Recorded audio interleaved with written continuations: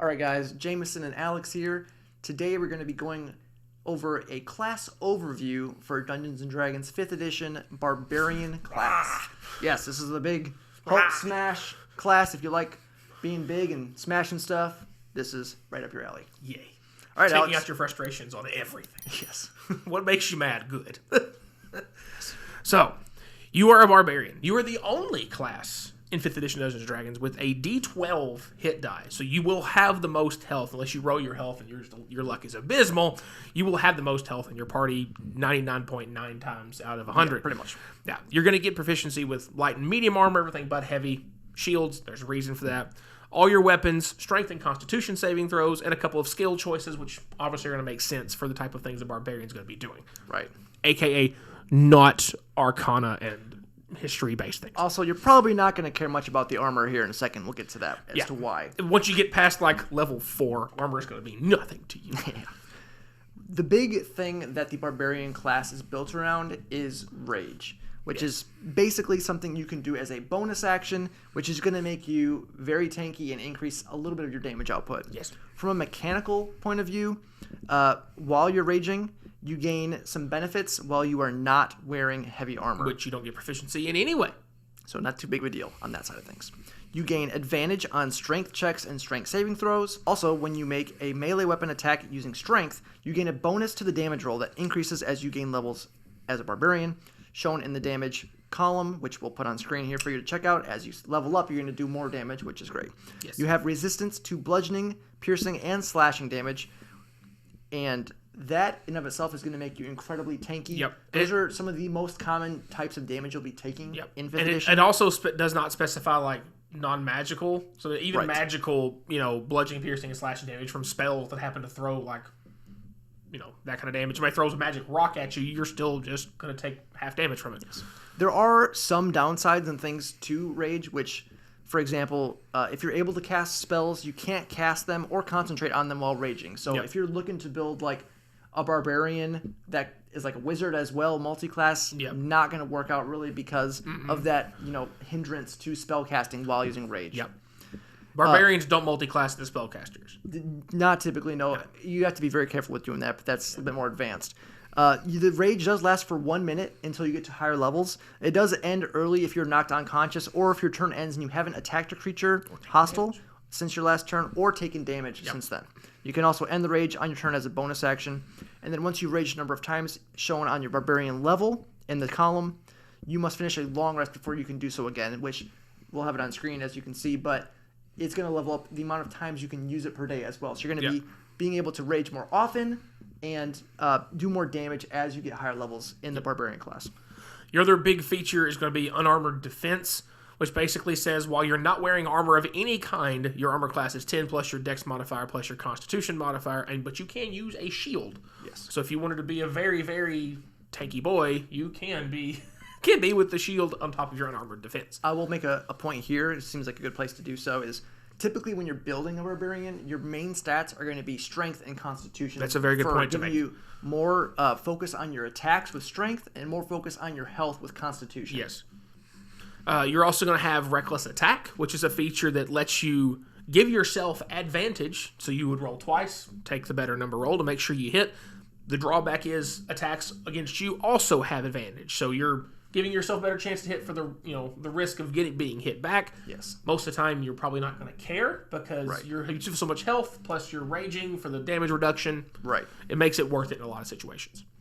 Absolutely. Also at level 2, we get Danger Sense, which is going to help you avoid things that are trying to surprise you. For example, you have advantage on dexterity saving throws against effects that you can see, such as traps and spells. To gain this benefit, you can't be blinded, deafened, or incapacitated. So there are some restrictions on it, but it is going to help you, have an upper edge on avoiding danger. Level 3 is where we're going to get to choose our subclass, and we will get our subclass features at 3rd, 6th, 10th, and 14th levels. If you want to easy, to understand, to kind of dip your toes in, check out our Path of the Berserker Barbarian. I mean, the title kind of gives it away what you're trying to do with that one. Would you like to rage and rage more rageily? Yes. You got it. Yeah, we have a playlist with tons of Barbarian subclasses if you want to look into more options as well. Yep. And level 4, we're going to start our ability score improvements, which can either take +2 to any one stat, +1 to 2 different stats, or you can take a feat. Once, specify for those that don't know, you cannot increase a stat above 20, so the score cannot go above 20 unless you have some magical means that specifies you can otherwise. Right. But in terms of using an ability score improvement, you cannot take it above 20. Most of the time, you're going to have, in the case with the Barbarians, you're going to get this option for the ability score or the feat at level 4, 8, 12, 16, and 19. There are a couple classes that get more than this, but we'll go over those in a different video. As far as for feats, again, there are plenty of different feats to choose from. If you want to be a barbarian with a very large weapon in your hand and either smash people or cut them into small little pieces and laugh at what is left of them, you can take things like Great Weapon Master, where you take a penalty to your chance to hit, but you get a nice little chunky increase to your damage. Yes, you can take a reduction for extra bonus damage. If you want to go a different route and try to take something that's more, you're more improvised with weapons, you're more of a brawler or a grappler, you could take something like the Grappler feat, which is going to give you bonuses for grappling. You could take the Tavern Brawler feat if you want to just be a little bit more of an improvised brawler. Yep. So you have some other options for that kind of thing as well. There's also abilities like Tough, which are going to give you more hit points as well, which can be good if you're trying to go more of a tanky build.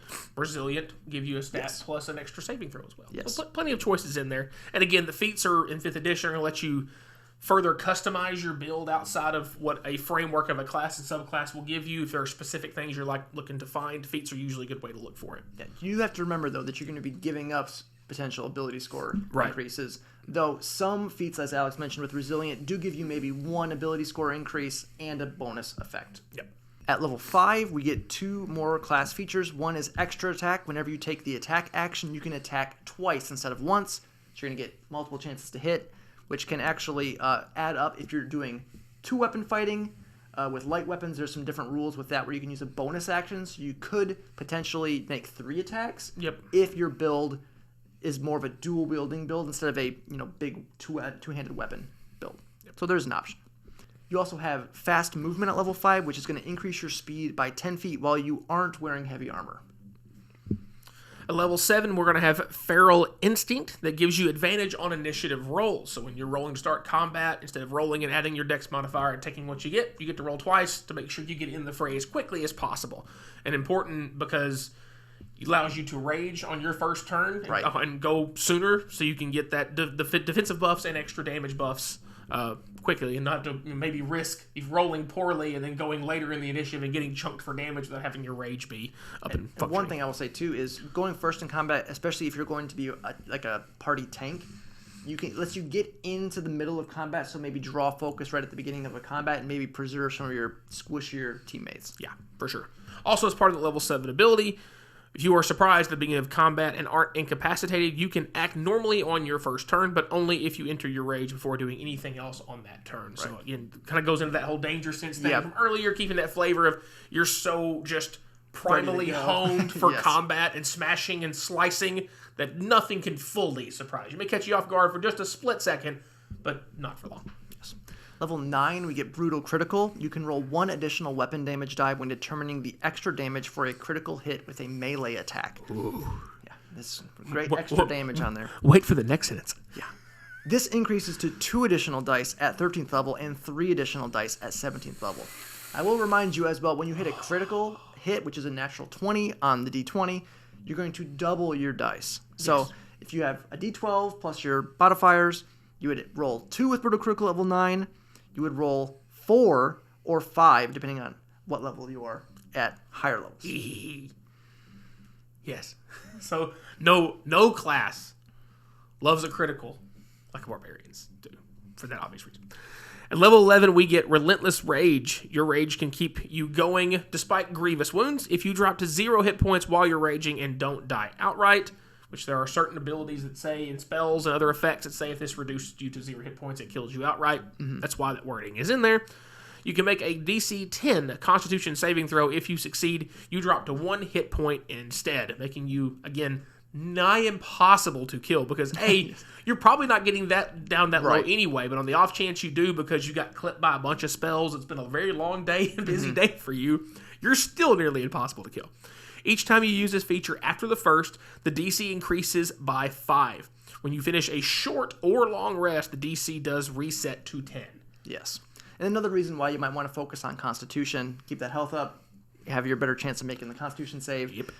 If you're looking to build something like this and you like the idea of not being able to go down, an orc, half orc, could be a great player race option because you also get an ability when you hit 0, you can go back to 1 instead. Yep. So it gives you 2 ways to do that. Yep. And if you just really don't want to die, check out the Zealot Barbarian subclass. So you just say no to dying as well.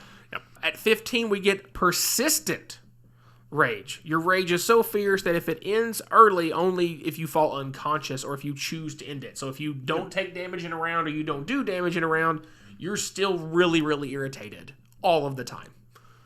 Yes. It's going to make it way more consistent to be up pretty much all the time. Anytime you want it to be. 18 gives us Indomitable Might. If your total strength check is less than your strength score, you can use the score in place of the total, which is a very, particularly worded thing. Because normally if you're rolling a check, you're rolling a d20 and adding your strength modifier to whatever strength check that is to push something, pull something, throw something. Potentially your proficiency as well, depending on circumstances. Correct. But this, on the off chance that you were to roll a smaller number, your strength score is going to be your highest or second highest stat, period. Yes, it should be. So it's going to be, you're quickly going to be 16, 18, 20. Yeah. So you're going to have a very reliable, absolutely decent number to I'd say it's very common at this point for barbarians to have a 20 in their constitution and strength by level 18. It's pretty much almost every time. Unless you've built very hard in defeats for a certain build, you're going to have capped in both those stats. If you haven't, by level 20... You're about to. Your strength and con increase by 4 to a maximum of 24. So this is one way you can get above 20. And it's the only class that lets you just exceed the natural max cap. Right. So that's another reason why you want to max those 2 stats out. So when you do get there, it's going to increase your modifiers by 2 to both of those stats. So it's going to make your... max health go up. Plus 2 to all of your attacks and damage rolls. Yep. Plus, it's going to be 40 health. Yeah. Because it's for every level that you have a con mod, you're going to get 1 HP. So having a plus 2 and 20 levels is an extra 40 hit points. Yeah. So you're going to be huge at level you're 20. getting above like the 200-point threshold of health. And you're the only class that's going to do that reliably. Yes. Others might get real close to it if they get lucky with health and things like that, and they put a lot into con. Your paladins with their D10 hit die and fighters can get close, and they might get 205 maybe. Yes. Barbarians are like, I see your 210. Here's 284. All the health. So there are other books like Tasha's, for example, that give you optional class features that will give you some additional things you can pick from. So if you have the book, look through that. See if your DM's going to let you use them. Yeah. If they do, then check these out. I'm one that usually tends to let you use things, especially if it's not anything crazy, like giving yourself just an example of one of them. And it fits well. Extinctive Pounce at level 7 as part of the bonus action. Take to enter your rage. You can move up to half your speed. So again, it's nothing crazy. You're just letting you get in there faster because barbarians usually do struggle with ranged combat. So letting my barbarian feel not useless, feels good. And really, the only other thing that's optional with that is primal knowledge. You just get 1 bonus at 3rd level and another at 10. You just gain proficiency in 1 skill of your choice from the list of skills available at 1st level. So you just get get 2 extra proficiency, extra RP skills. So if your DM has or wants to allow it, no reason really not to do these. It's not going to really make you overpowered or anything. It's just one time you can move up to half your speed and you get 2 proficiencies. So it's nothing too wild for the barbarians. Yes. But that's going to be it for our class overview guide for the barbarians in D&D 5th edition. Hopefully you learned something. Maybe you're new and you're trying to get your head around some of the basics. Yep. And I will stress that there are so many barbarian subclasses out there, whether you're taking a 5th edition official wizards, one of our creation, for example, or one of the other lovely homebrew guys that are out there. If you can imagine it, somebody's got something out there that's at least in the ballpark of what you're after. Whether you're trying to build Path of Ancestral Guardian and being a true supporty tank build, you want to go Berserker, you want to smash everything into tiny little pieces, or you want to be the super flexy guy and be the Totem Warrior Barbarian and do a little bit of everything. Yes. There are plenty of choices out there to be had. Go find what you want. Yeah, we'll keep it short and sweet there, guys. Wrap it up. If you enjoyed the video, don't forget to like, subscribe, hit the bell notification so you know when all of our new videos are coming out. And as always, thanks for watching.